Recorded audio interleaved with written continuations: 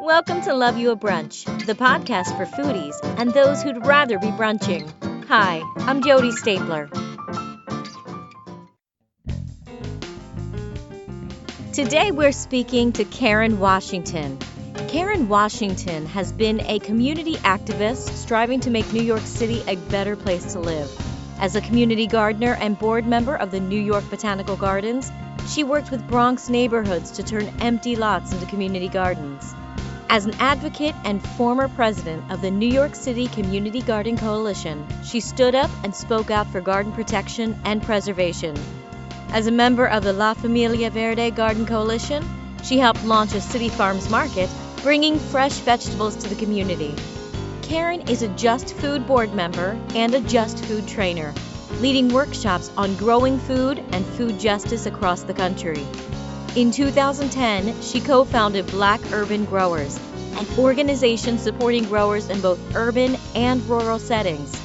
In 2012, Ebony Magazine voted her one of their 100 most influential African Americans in the country. And in 2014, she was the recipient of the James Beard Leadership Award. Since retiring from physical therapy in 2014, Karen is co-owner, farmer at Rise and Root Farm. So stick around and listen to my conversation with Karen. It's a little bit different than our usual Love You a Brunch podcast, but I hope you love it a brunch. Hi, we are speaking with Karen Washington. Hi, Karen, how are you? Excellent. How about yourself? I'm doing really well. Do my research on everybody I'm going to talk to, and you have your own Wikipedia page. Yeah. How do you get one of those? I don't know. Yeah, Let me tell you, I'm dumbfounded. yeah, that's incredible. So let's see here. It told me that you are a political activist and a community organizer, and basically, you've been really fighting for food justice since probably the 80s? Yes, correct. So how did that all get started? From what I read, you didn't start in farming or food. I didn't start out farming or food whatsoever. Even my parents or grandparents had no relationship to farming. Wow. I think I got it from having a backyard. I mean, I had a backyard. I moved to the Bronx in '85, had a backyard, and decided that I would, take my hand and try to grow something. And so the story I always say is that back then, the internet was in infancy. So I had to rely basically on word of mouth and library books and, going to stores and buying books on how to grow vegetables. Right. So that's where I got started. That's where the beginning of my green thumb, if you want to call it Yeah, that. okay. So now what then started with the community gardens? Now you have it's the Garden of Happiness in Bronx. And that's been Correct. what? How long? When did that start? 30 years, 1988. We Wow. celebrated our 30th year, and that started as one of several thousand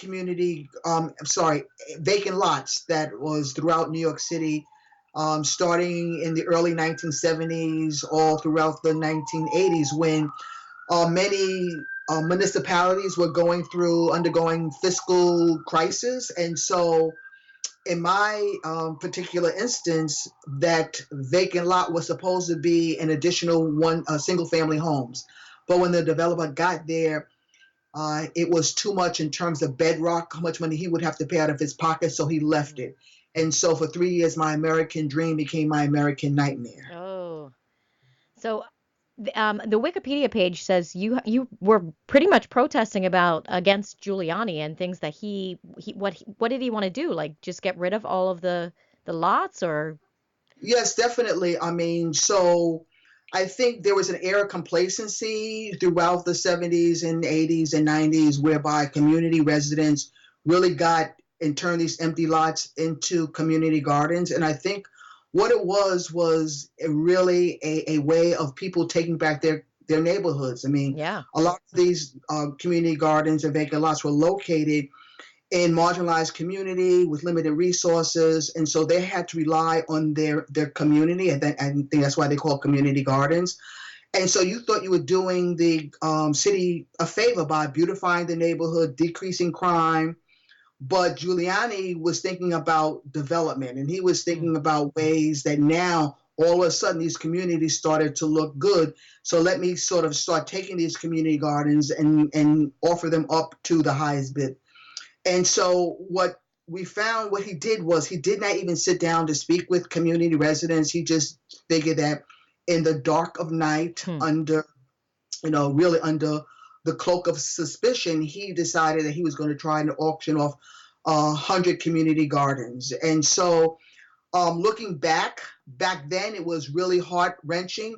But I think looking back now, it was the best thing he could have done because it really energized Mm. city people together, formed coalitions, really marching down in City Hall, getting the eye of that back then was Attorney General Elliot Spitzer, who came forth, put an injunction, and the rest is history. And I think when people say you can't fight City Hall, you can, Right. but you can't fight it alone. So I think it's a lesson learned, and now you see so many activism and so many community organizing things that are happening not only in New York City but around the country. Right. I remember I lived in Queens in 92, and I remember the Bronx was not what it is today. Like now it's got this whole different energy. And back in the late 80s, early 90s, it was, kind of a little bit scary at some points. Well, they consider that the quote is the Bronx was burning. And at that time, I think what you see in most cities when the government does not put in resources, Hmm. when there's no resources, no incentive for job creation, no incentive for higher and better education, no incentive for better housing. What happens is that the districts and communities are left fighting for themselves. And so what was happening in New York City, like I said, it was undergoing fiscal crisis. And so those who had affluence and those that could, leave these communities left. And those that remained behind had to find some sort of resiliency and some sort of strength within themselves to stay afoot, stay confirmed to their conviction in their communities, and bring people together to sort of fight off the blight that was happening. And so now, fast forward, you see so many people who have remained in their communities are now seeing the fruit of their labor. Yeah. No, it's awesome. And I'm sure the community really benefits from all of those gardens. Do the kids get involved? Do they, um, Oh, definitely. I think one thing that really came out of the community garden movement is school gardens and the mm, fact that now public schools now have gardens. Their incentive of understanding for children, understanding where their food comes from. These community gardens in New York City and elsewhere are like, outdoor laboratories where yeah, children come in and explore nature. We have chickens in our garden, so love it. children understand the relationship between animals and plants and the environment, which is very, very important. Absolutely. And also, I found with my own kids, I know that it was a lot easier to get them to eat things that they helped grow themselves. Without a doubt, I think I always say that to grow your own food gives you power, and I think what we are seeing now is this influx of knowledge from children that want to explore, that want to um, delve into inquiry around how food is grown and also how it tastes, and how you can put a seed in the ground and you can grow something which is beneficial for your body, but also beneficial for the planet and the environment as well. Right, absolutely. So now, then you got together with a bunch of other community gardens and you guys started some farmers markets. Definitely. So back in the early 2000, once we started to, I think what I want to sort of step back because I think what community gardens offer also is really this sort of social Mm, justice mm-hmm. element whereby within a community garden you see a lot of social issues. So at a garden you may talk about difficulty finding housing, Right. overcrowding in terms of schools, a poor initiative when it comes to health. And so the farmers market was started as a result of looking at the increase in diet-related diseases, type 2 diabetes, hypertension, obesity, and seeing that in our children, and also looking at the fact that within our community there was limited amount of fresh produce, just uh, food in general. Yeah. So we decided to take a stab at doing a farmers market, and so we started first with a farm stand in front of the Garden of Happiness just to see if it was something that people would embrace. And sure enough, they did embrace it. And so the next thing we did was to do a survey, because I think that's really, really important in neighborhoods that are trying to establish farmers market, because I think now is really hip, sort of, in Right. quotes, to have farmers markets, and sometimes they fail. And people ask, well, why do they fail? I put a farmers market and it failed. And the fact is, I tell people time and time again, if you don't have a buy-in from the community, then it's not theirs. Yeah. It's an outsider putting in a farmer's market and expect them to come. And so what we did was we put out a survey and we asked our community, is what you want? Ask them questions like, do you shop in locally, or do you have to go out of the borough or your community to shop? And so asking these questions gave us the strength to move forward in formulating the farmers market. And so we're entering our 16th year. Wow. And it's been I just can't say the words in terms of the appreciation, the love of so many community residents who now understand that farmers market is theirs. Right. One thing we take a pride on within our farmers market, the La Familia Verde farmers market, is that no one walks away hungry. We know our community.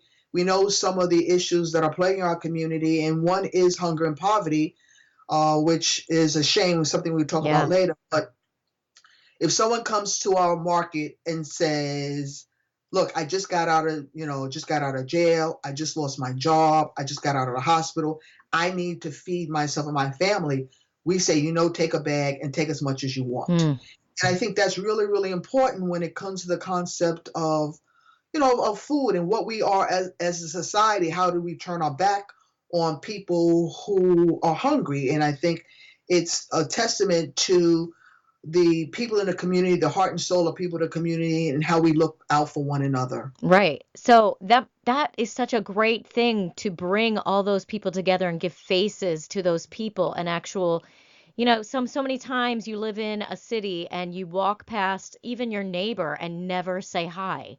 You Correct. never get to know them. So what a great way to do that, and to really get to know the community around you. Without a doubt, I think every year. So next week is our last week. We'll close the farmers market until next July. And Okay. every time the farmers market is open in July, it's so great to see, the familiar faces. We're back. We're waiting for you to open up, and it's so good to see people, because that means that you made it another year. Yeah. You made it another year. And again, this is a community-run farmers market. One thing about it is that the resources stays in the community. The jobs that we provide are people in the community.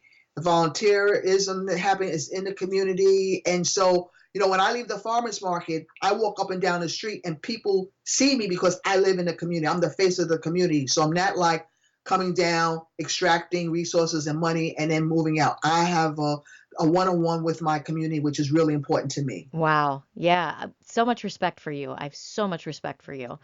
Okay, so you now run the Rise, or you're part of the Rise and Root Farm, which is women run, right?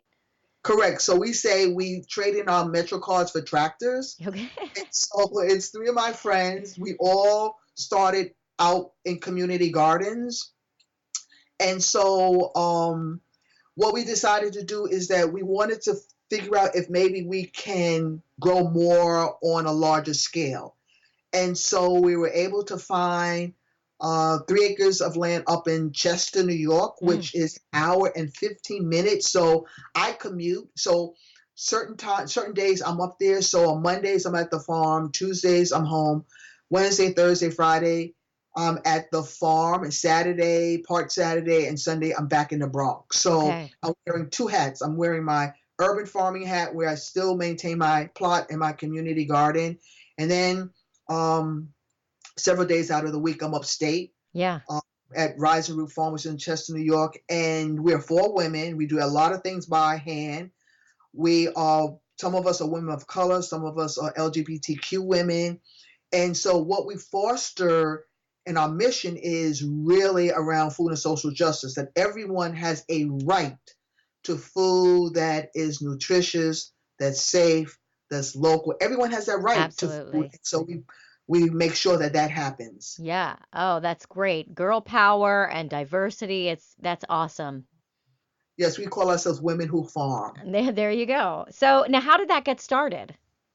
Well, back in 2008, many of us who are really close in New York City got together to go on a women's retreat. We figured, we are friends in all five boroughs. A lot of us have been doing community garden work. A lot of us have been doing community organizing work. And we were so, in tune to our friendship. So we decided that 40 of us would Wow. go upstate to the Grail and do a weekend retreat because we felt that it was necessary because we saw the forecast of urban agriculture, the movement that was happening. Hmm. And so we wanted to know how can we foster this movement in terms of women power. And so we sat around to discuss our hopes and our dreams. And what got out of that is that one day we would all farm together. Some of us all farm together. That one day that we would develop a curriculum and a farm school here in New York City. Wow, yeah. And so two of those things happened. So Jane, Michaela, Lori, and I formed Rise and Root Farm. And then 20 of us, several of us from this retreat, got together and helped start Farm School, which is the New York City School of Urban Agriculture, Wow. which is going into I think it's 6 years now. And so just getting together and just having that retreat and putting out our hopes and dreams Yeah. made things happen. And so that's a message that I know I give and a lot of us give when we speak to young people about our movement, about our success, is that if you have a dream, an idea, put it out to the universe because you never know who might hear it. Right. Absolutely. So what do you guys grow on the farm? And what do you do with the things that you are farming? So the first year, so we've just finished up our fourth year. So the first year, first of all, I just want to step back because Okay. we could not do this without the support of our community. Mm. We could not do this without organizations like Just Food, Mary Mitchell Center, and Grow NYC, the Farms Beginning Project that really helped us guide us to make that move from urban agriculture to rural agriculture. Yeah. And so those are three organizations we really and want to give thanks and praise, and of course, Farm School. So it starts with the support of the community and nonprofit organizations that got your back. Yeah.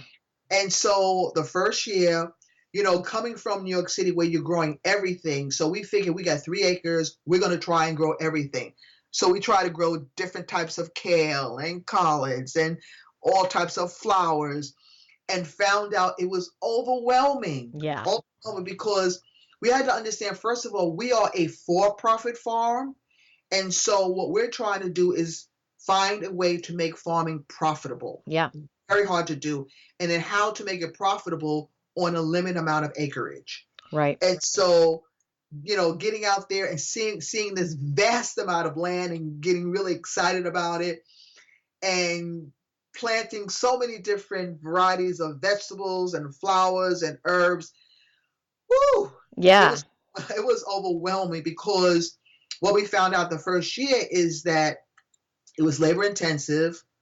We weren't used to the black dirt. Now, where we are in the black dirt region, it's really, I mean, literally, it's black dirt because it is 40% organic matter. Nice. So you grow the best vegetables, but also the best weeds. And understanding the weed pressure, that if you're not behind the weed pressure, within a couple of weeks' time, you are just full of weeds. And so Right. you don't know. So understanding black dirt was a lesson to be learned. And So now we understand our niche, and we had to find out what our niche, because we're bringing stuff to a market that's already oversaturated with grains and oversaturated with so many things.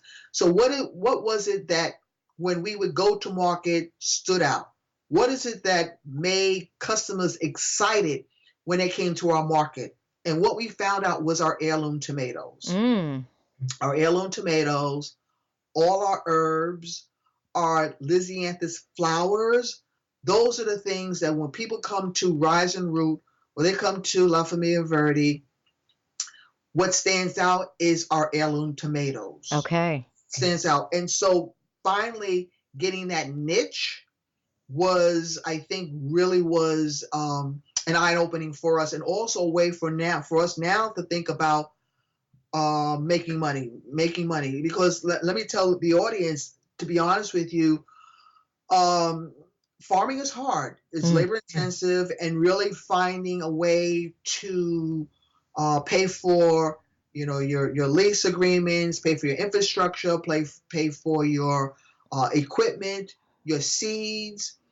And what happens if the crop doesn't work? It's Which we just found out last week when we had so much rain. Oh, we were devastated. But you know what? Again, somehow the prayers and support from people, the rain receded, and so now we haven't lost anything. Good. Yeah, take that in consideration. So finding our niche, and now we're growing basically heirloom tomatoes, our herbs, Lysianthus, and now we're embarking salad greens. Okay. For fall. Yeah. Perfect. So now, so you take them into the farmers markets then. And are you taking them into the more urban areas, or where are you taking them? And is it expensive for the customers to buy? And is that a problem? So we have two markets. So the Union Square market is more of a high end market, and our La Familia Verde market is more of community based market. So at the La Familia Verde market, most of our produce comes from community gardens. And so what we bring down from Rise and Root Farm is basically tomatoes and herbs. Okay. And so the price is different at the La Familia Verde market versus what's at Union Square. And we gauge that on the population. Right. But the quality is the same. Yeah. The quality is the same. And so, and then we have 4 rural farmers that also make up the La Familia Verde market. Now, when it comes to the Rise and Root market at Union Square, that's more of a high-end market. We also sell directly to restaurants. Okay. Which helps us tremendously. And yeah, I mean, you have to sort of balance, because on one hand, you want to make money, and even at the La Familia Verde market, we insist that there's a price for what we bring in and what we sell, because I think there's a perception in low income neighborhoods. There's this charity model that has been infiltrated, especially in low income neighborhoods, because of the amount of food pantries and soup kitchens that do an excellent job. However, as a farmer, I have to explain to my customers that there is a value and a cost in what I'm bringing down and what we are selling. And Right. so making people understand that our food is not free, that there's a cost and a value to that, and why. Yeah. And the conversation, and a lot of people don't have that conversation. And I think there's a perception that, we're not going to go into low income neighborhoods because they can't afford prices, but they can. Perfect example. Sometimes I have customers that will say, well, how come your carrots are $2 where I can get them at a local grocery store for like 99 cents a bunch, or I get them free from a soup kitchen or food pantry. I have to explain to them, like, I'm the farmer, I'm bringing them down. I had to buy seed, I took care of them, I nourished them, I have to pay for gas, I have to pay for toll, and I need to feed my family. And once you start having that conversation, people understand that. Now, I'm not saying that, you know, people don't say, you know what, I wish I could afford it, but I can't. But at least they understand why there is a cost and value to what they're spending at a farmer's market. Right. And again, they have your face. They know that you are the farmer and that you're Right. not trying to stiff them. You're not some big corporation. Yeah, that you're a real person. Yeah. Right, right. And it's a job, just like you want to get paid. Right. And so, and that, in essence, that money that we're making in our farmers market goes back to our community gardens. Yeah. You Eh, know, it goes back into the community. Right. So, how do they take it when you say I'm the farmer? Because first of all, you're a woman. Secondly, you're African American, and those aren't stereotypical of what people picture as a farmer. We're any woman is not Old MacDonald. So, Yes. So I'm going to tell you two parts. First of all, at the Union Square market, the Rising Root market. So when Lori and I were going down to the market, people thought we were the help. oh my gosh. You know, people thought we were the help. And so we have this banner of us. And so we had to educate people. We're not the help. We're farmers. Because let's face it, how many black women farmers do you know? Right. You know what I'm saying? And so again, the perception of farmers is a white male. Yeah. And so to have a black females as farmers, it was eye opening for some. Others were, I mean, totally grateful. Many of us thought we were rock stars because, well, you know, they've never seen a black woman farmer, Yeah. and so feeling proud about that. And even in the Bronx, uh, having people come up to you to want to engage in you, want to, you know, I wouldn't say touch, but embrace you and Right. hug you for who you are. Yeah. And it just goes to show that there's a lot of work that needs to be done in agriculture and getting more people of color Hmm. into farming and into farmers markets. I think we have opened the door for Yeah. that to happen, and I just hope that it continues. Right. Have you felt any push ever in any of this, pushback from anybody saying, no, you're not wanted. You're a woman, you're black. We don't want you. Oh no! So Lori and I and a couple of our friends, we started the Black Farmers and Urban Gardeners Conference back in 2008. Okay. I went away to Caspis. I went away to Santa Cruz for a 6 month uh, apprenticeship. It's called the Center for Agroecology and Sustainable Food Systems. Mm. Excellent course, apprenticeship, learning how to grow organically. Mm. While I was there, I was the only person of color. That's number one. The Hmm. oldest one, too. No, I'm sorry, I wasn't because we had several people of color, but only women of color. Okay. But the fact is that when we would go around visiting several farms, I didn't see people that looked like me. Yeah. And so I did some research because each of us had to do some sort of presentation.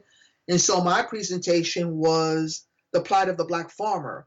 Hmm. And doing research, what I wanted to come up with was some numbers. And so I said, well, let me investigate my own state of New York to find out how many farmers there were and how many were people of color. So I reached out to the census and got them on the phone, and they told me there were 55,000 white farmers. And so I said, well, how many black farmers? And when he said to me 115, I dropped the phone. Oh my gosh, that's If it? you if you look on the census now, it's still around 55,000 white farmers. If you look at the census today, it's still like 100 and maybe I think it went 162 black farmers. Wow. If you look across the country, you look at the census of different states, some states have no black farmers. And Wow. so coming back, I know I opened Pandora's box. Coming back in 2008, get on the phone with Laura and says, you know, we have to have a conference because this is a shame. And if we don't open the door and get people to understand this crisis, 10 years from now, there'll be no black farmers. And Yeah. so when I went to, I'm not going to name names, but when I went to different people in agriculture, to ask them for help on putting on the conference, I was told that Black people don't want to farm. All they want to do is play music or sports. But see, when people tell you stuff like that, then you know that you have struck a chord. Right. And so the first Black Farmers Conference was here in New York City, Brooklyn Boys and Girls High School. We had over 500 people, Oh, that's amazing. young people, because for the first time, it was a conference about them. It Yeah. was a conference about the social issues that are affecting people of color. And so subsequently, we've had the conference each year. Right now, we just finished having it in Durham, North Carolina. Prior to that, we had it in Atlanta, Georgia. So we go from urban to rural. And just to see how many young people of color are now engaged in land ownership, Yeah. engaged in wanting to be farmers, engaged in wanting to be educators, engaged in a conversation where they now know the reason that we were brought here enslaved was because of our knowledge of agriculture. Mm-hmm. And so now bringing that narrative into the fold when it comes to food and a food economy is now opening up people's eyes and says, wait a second, this is who we are. This is what our ancestors did in terms of agriculture. Why is it that we don't have enough land? We don't talk about land. We don't talk about infrastructure. We don't talk about farming. But now those doors are starting to open up. Yeah. And so many young people of color now want to reclaim their land, want to Amazing. farm, and starting to have that conversation, which is really important. Yeah. Oh, that's amazing. So that's been going on, you said, since 2008? Correct. So, wow. Okay. So you're coming up on 10 years on that. Very much so. And if, hopefully, 10 years is going to be a major, major. Maybe we'll have conferences, little satellite conferences throughout 50 states. Yeah. Wow. So what are your plans as far as the Rise and Root Farm and the Black Urban Growers Association? What are all your plans? Where do you see yourself in, say, 5 years? Well, hopefully 5 years. Hopefully I would like to personally write a book, do a documentary, really share story. I think storytelling is really, really important. Mm-hmm. That's what I want to do. I think for Rise and Root, I think I can see our farm growing, really employing people. I think we want to have an educational piece to our farm. We always thought about doing workshops and doing a bed and breakfast, sort of that, and develop a retreat center Mm. for Rise and Root. As far as New York City, I really would like to see an established food hub Yeah. so that there is job creation. I think what I'm working on now is really fostering investment and retirement. I think retirement in terms of farmers thinking about that, because I don't think that farmers are looking at farming in terms and investing in farming, saving for retirement in terms of the whole farm Mm-hmm. entity. And so I am giving a workshop, well, moderating a workshop on retirement investment strategy for farmers at the Young Farmers Conference coming up in December at Stone Barns. Okay. We just had the conversation at the Black Farmers Conference again for farmers and for individuals, especially farmers, to look at setting money aside for retirement, setting money aside for investing, because I don't think young people think about that. Right. And I think it's really, really important as part of self-care. The self-care also is like thinking about the future and thinking about ways of investing, not in terms of monetary investment, but investment in resources and investment in the community. And so starting to have that conversation that I'm starting to have now, and I want to continue the next couple of years to really get farmers on board to thinking about wealth and economics and financial viability. Yeah. You mentioned writing a book. I do know that you have helped with a book. What is it? Letters to a Young Farmer? Yeah, definitely. that was an open letter to speaking to young farmers. What advice would I give to young farmers? And so I wrote that letter as if I was sort of Mother Nature speaking to a Hmm. young farmer and addressing, especially a black young farmer, how the roads have been tough. But at the end of the day, there is a light at the end of the tunnel, and that your culture, your hands, your hair, all mimic the colors of the earth and of land, Mm. and for you to wake up and open your eyes because you are part of it. You're a part of agriculture. You're part of the land. You're part of soil and seeds. And for you to, when the question is, can I be a farmer? Should I be a farmer? And my response is yes. Mother Nature says yes. Yeah. This is your road. This is your path. So it was a That's pleasure, beautiful. right, writing that. And also, I want to plug another book that I had a privilege to write the forward for, Okay. and that is Farming While Black by Leah Peterman that just came out. And that book really is a manuscript. I say that is like our working Bible because that book really brings to the forefront the stories and the aspirations of Black agriculture. She takes us on a journey of self revelation. She takes us on a journey of our connection to our ancestors, to our spiritual ancestors. She shares antidotes of her, how she got started with Soul Fire Farm. Mm. And then she also, you know, really shares how to farm and how to order equipment and how to do crop planning. So she shares a lot of her skills and a lot of her knowledge that she has learned while farming at Soulfire. And you come away with a sense of belonging Yeah. in that book. And so it just came out. And for anyone that really wants to think about farming, I would say please get that book. It's called again Farming While Black, and it really brings in to the forefront the contributions of people of color, and I think that's important. Yeah, I will put that link in the show notes. So if anybody wants an easier way to find it, just go to our webpage, loveyouabrunchpodcast.com, and to this episode, which will be episode 13, and I will have a link to that book. Thank you so much. That would be great. Absolutely. So what can people do to help people that are not in agriculture, say, those of us listening?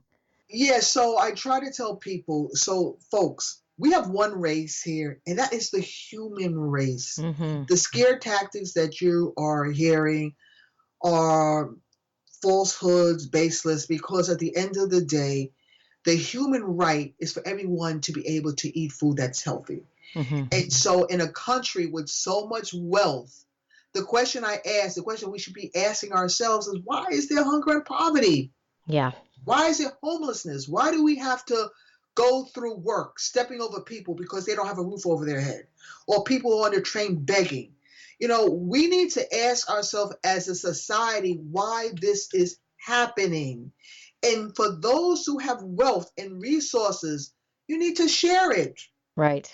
It's easy to see a program on TV, to write a check, but you have to, I hope people who have wealth and who are affluent sit down and start having a conversation about sharing resources, Mm-hmm. about asking why is there hunger and poverty, and not based on the fact that, oh, these people are lazy, oh, they don't want to have a job, oh, and it's not that. Is that they need opportunity. I tell people, give people in impoverished communities three things. Give them opportunity, give them land or a business, and give them capital. And Mm-hmm. you can see what people can do. People who are deemed powerless become powerful. And I think there is a fear of people who are affluent and have resources. There's a fear of sharing power. Yeah. Power is a drug. And people don't want to give up that power because each and every day I wake up imagining in my low income community that all of a sudden the people in my community have jobs.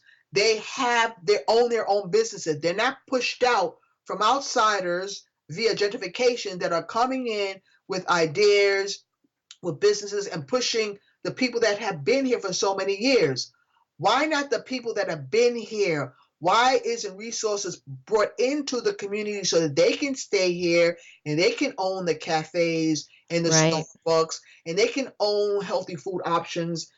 And so that's a conversation that we need to have. How do we share wealth? Because at the end of the day, you can only live in one house, only drive one car. And so my appeal is for people with resources, with affluence, is to not just write a check and make yourself feel good, is to come into community and set up job creation, come into communities and talk about financial literacy and investment, teaching people how to invest, Mm-hmm. teaching people how to correct their credit, teaching people how to share resources, teaching a young person the ins and outs of owning a business and having a business. And so those are the things that we need to start talking about instead of blaming people or instead of putting barriers because people are going to come take our jobs. Yeah. Because face it, people, the United States of America, when we talk about making America great again, Yeah. we don't talk about is how do we make the United States of America. See, that's what's missing. The United States of America. That's the word that is missing when we Mm-hmm. talk about making America great again. The United States. And when we talk about the United States, it's the United States based on all types of religions, ethnicity, races coming together, rich or poor, coming together to make sure that the people at the bottom are able to reach to the top, and Yeah. that the barriers are torn down. Because you know what, when we have that barrier of people not coming in, there are people in there who are one day going to be doctors and scientists. And so if we prevent that knowledge, that greatness of the next Albert Einstein, the next George Washington Carver, the next Malcolm X, the next Martin Luther King coming through the gates, coming through our borders, then who are we as a society to prevent that from happening? And Absolutely. so, I mean, that's my appeal. No, yeah, absolutely. We are a melting pot. That's what we are based on. I think what we're missing, what we need to bring back, just like what your podcast says, we need to bring back love. Yeah. We need to bring back love because at the end of the day, it's love that triumphs over anything. Yes. And so hopefully, people will start to recognize, and I think people are recognizing the fact that yesterday people marched all over the country um, to make sure that justice is being done and that, things are not no longer are tolerated behind closed doors. And I think that you're starting to see people now, demonstrating their power, coming together and becoming very powerful. And I think it will continue. I think we have this movement that I thought as a baby boomer, I thought that, my contribution in the 60s and so many of us, that it would shift the policy and the just the voice of the nation. Yeah. But it seems like, see, sometimes people always say history has a tendency to repeat Repeating itself. itself. Yep. Right, exactly. And so now you're seeing how hatred and misogyny is starting to and racism is starting to repeat itself. So again, lessons are always there to be learned, but like a lot of us, especially women, we're not going back. Yeah, we'll get there. We'll get there because love is resilient. And as long as people are active, as long as they're active participating, you don't have to think about, trying to move mountains at the federal level. But what you can do is work at the grassroots local level. Energize your community, get involved, look, listen to social issues. how can you make a difference within your local community before really tackling, the broad spectrum of the federal government. I Mm-hmm. think right now what we're trying to do is really galvanize grassroots organizing, getting people interested in the political system, interested in civil engagement on a local level. And I think Absolutely. that's important because at the end of the day, we will be ready for 2020 as Mm-hmm. we start to mobilize at a local level, registering people to vote, getting people to look at issues that affect their community, going to, your community board meetings, being engaged there, inviting your local politicians out to your community to talk to them. As a matter of fact, next week I have a one-on-one conversation with my local council person, Richie Torres, just to talk about, what's happening in the neighborhood, how I can help, how he can help. And I think people sometimes figure that they don't have that access to their Yeah. local official.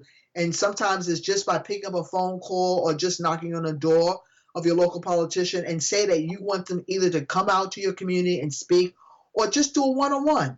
Yeah. So I've been blessed to be able to have the confidence to be able to do that, to be able to have a sit down with my local politicians, a one-on-one conversation, just to get the pulse of Mm-hmm. what he feels or she feels.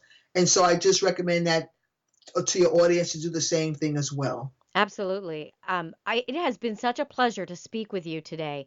If you are ever in the Lancaster City or Harrisburg City ever speaking to anybody about bringing up urban farming to this area in Pennsylvania, please let me know. I would love to have my Girl Scout, you maybe even come up to New York to check out your farm, my Girl Scout troop to check it out. There's so much power in you, and you need to spread that around. Well, thank you so much. I have friends in Philly that I Oh, perfect. visit all Yeah. the time. So yeah, let's stay in touch. Thank you so Okay, much. perfect. So everybody, please go out and check out Rise and Root Farm. Also the Black Urban Growers. What is it? Society? Black urban growers. That's all we are. Black Urban Growers. Okay. And is there any, can you accept donations for anything? Yes, definitely. If you go on our Rise and Root page, we have a donation page. So definitely, you can use that. Like I said, the donation really helps us to farm, and we is a tool for us to get back to our community, which is really, really important. Yes, absolutely. Oh, thank you so much. This was such a pleasure. Thank you. Bye now. I want to thank Karen Washington for speaking with me today. And I want to encourage you to go check out the websites for Black Urban Growers, which is blackurbangrowers.org, and Rise and Root Farm, which is riseandrootfarm.com. It was incredible speaking to someone with such passion for what she is doing and how she is helping our country grow, not only at her farm, but as a people. And I want to thank you for joining us today on Love You a Brunch. Thank you so much, and join me next time for Love You a Brunch when we talk to Lisa Ludwinski of Sister Pie in Detroit, Michigan.